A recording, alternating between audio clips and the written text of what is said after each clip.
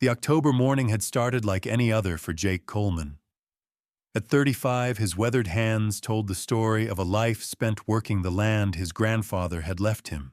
His dark hair, slightly tasseled from the autumn wind, caught the early sunlight as he loaded hay bales into his old pickup truck. The plaid flannel shirt he wore had seen better days, but it was clean and comfortable, much like everything else in his simple life. Jake had never been one to rush. There was a rhythm to farm life that city folks didn't understand. You worked with the seasons, not against them. You took time to notice the way morning mist rose from the fields, how the leaves turned from green to gold, almost overnight. He was heading down the winding mountain road toward town when he heard it. The unmistakable sound of tires losing their grip on wet asphalt. Through the light fog that often settled in these hills, he saw a dark SUV spinning wildly, its driver clearly fighting for control. Without hesitation, Jake pulled his truck to the shoulder and jumped out. Years of handling frightened livestock had taught him to move quickly, but stay calm in crisis.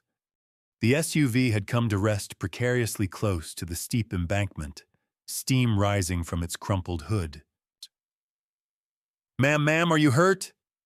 He called out, his boots crunching on the scattered autumn leaves as he approached the driver's side. Inside, a woman in her early 30s sat gripping the steering wheel, her blonde hair disheveled, her white blouse torn at the shoulder. She was clearly shaken, but conscious. Everything about her spoke of privilege, from her expensive jewelry to the luxury SUV she'd been driving. But right now, she was simply a person who needed help. I can't seem to move," she whispered, her voice trembling. "My leg, I think it's trapped." Jake tried the door handle, stuck. "What's your name, ma'am?" "Victoria." "Victoria Whitmore." Her blue eyes met his through the cracked window, and he saw fear there, but also a strength that surprised him. "Well, Miss Victoria, I'm Jake Coleman. I'm going to get you out of there, but I need you to stay as still as you can for me." "All right." Jake assessed the situation with the practical mind of someone who'd spent years solving problems with limited resources. The door was jammed, but not beyond repair. He retrieved a crowbar from his truck and carefully worked to pry the twisted metal. "You're going to be just fine," he said softly, as he worked his voice, carrying the same gentle tone he used with injured animals. "I've got you." Victoria found herself oddly comforted by this stranger's calm presence. In her world of corporate boardrooms and high-stakes negotiations, she was accustomed to being the one in control. But here, trapped and vulnerable, she felt safe in the hands of this man who asked for nothing in return. With patience and steady effort, Jake managed to free the door.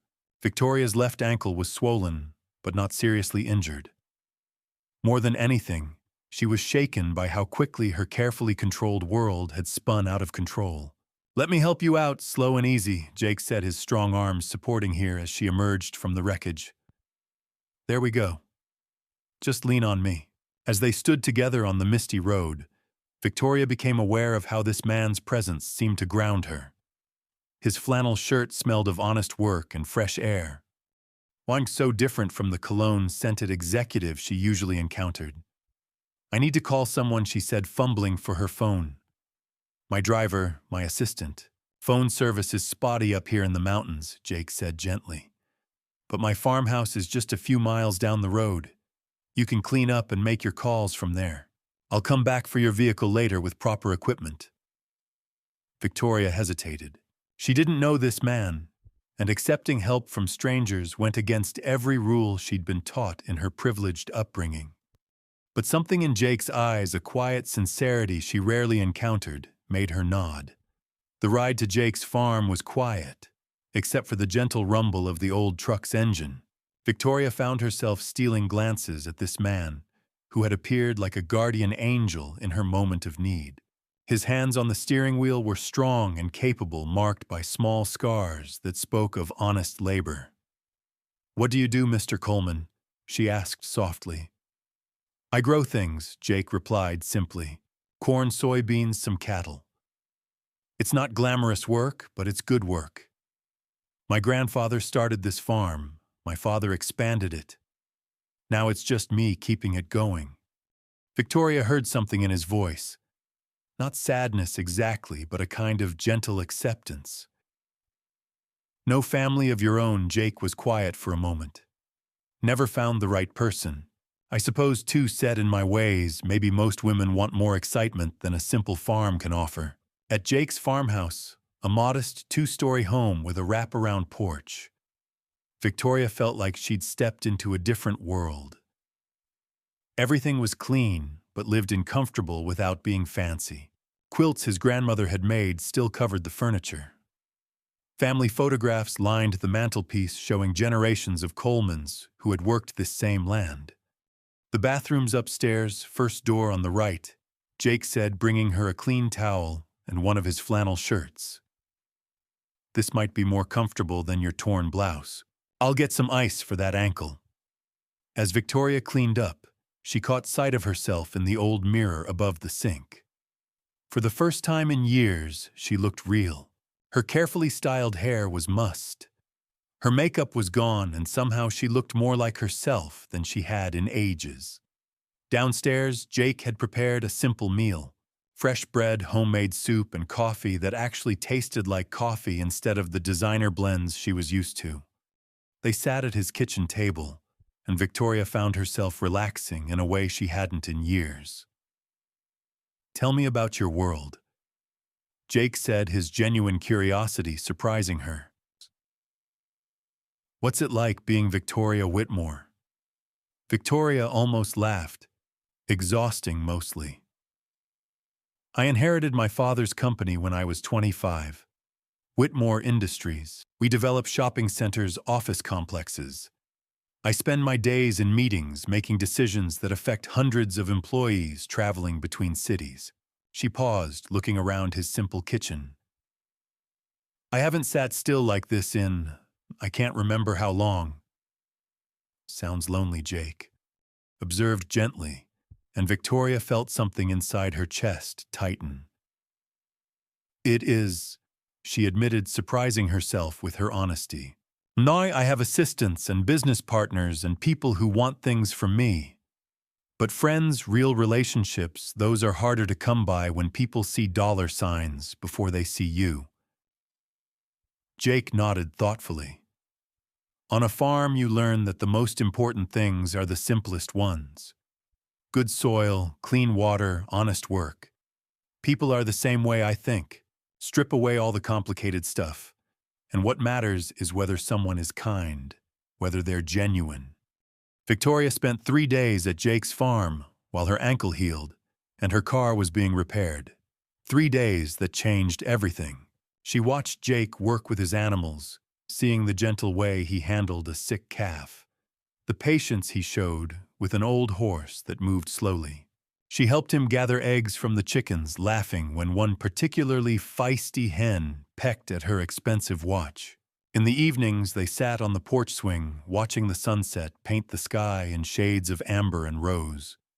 Victoria found herself sharing stories she'd never told anyone about the pressure she felt to live up to her father's legacy, about nights when she lay awake, wondering if success was worth the loneliness. Jake listened without judgment, occasionally sharing his own dreams and fears. He spoke of worrying whether he was doing enough to honor his family's legacy, of wondering if his simple life was enough. "You know what I think," Victoria said on their last evening together. "I think you're the richest man I've ever met. Not in money, but in the things that actually matter." Jake turned to look at her. This woman who had stumbled into his life and somehow made it fuller just by being there. "And you're not nearly as complicated as you think you are, Victoria Whitmore. Underneath all that success and responsibility, you're just someone who wants to be seen for who you really are." When Victoria's driver arrived to take her back to the city, neither of them spoke about what would happen next. But Jake pressed a small jar of honey from his own beehives into her hands. "So you don't forget that sweet things take time to make," he said softly. For weeks after returning to her corporate world, Victoria found herself thinking about those 3 days. Board meetings felt hollow. Business dinners tasted bland compared to Jake's simple cooking. She kept the jar of honey on her office desk, a reminder of a different way of living. It was Jake who called first, 3 weeks later. "I was wondering," he said, his voice gentle over the phone, "if you might like to see how the harvest turned out." Victoria arrived at the farm on a crisp November afternoon, her heart beating faster than it had during any high-stakes negotiation. Jake was waiting on the porch, wearing his best flannel shirt, his hair recently trimmed, but still slightly unruly. "I've been thinking," she said, as she walked toward him, her high heels clicking on the wooden steps, "about what you said about simple things being the most important." And Victoria smiled, feeling lighter than she had in years. "I think you might be right. I think I've been looking for something my whole life without knowing what it was. But sitting on your porch watching the sunset, I felt like I was you." So 6 months later, Victoria Whitmore Coleman stood in her husband's arms in the same barn where he stored his harvest. Their wedding had been simple, just close friends and family, homemade food and music, played by Jake's cousin on an old guitar. Victoria had restructured her company, keeping the parts that brought her joy and delegating the rest. She split her time between the city and the farm, discovering that the skills that made her a successful businesswoman, organization, problem-solving, determination, served her well in farm life too. As they swayed to the gentle music, Victoria whispered to her husband, "Thank you for saving me that day." Jake smiled, pulling her closer. "Funny thing about that, Mrs. Coleman. I think maybe you saved me too." And in the golden light of the setting sun, surrounded by the simple beauty of the life they were building together, Victoria knew that sometimes the best things in life happen when you least expect them, when you're willing to let go of control and trust in the kindness of a stranger who becomes everything you never knew you needed.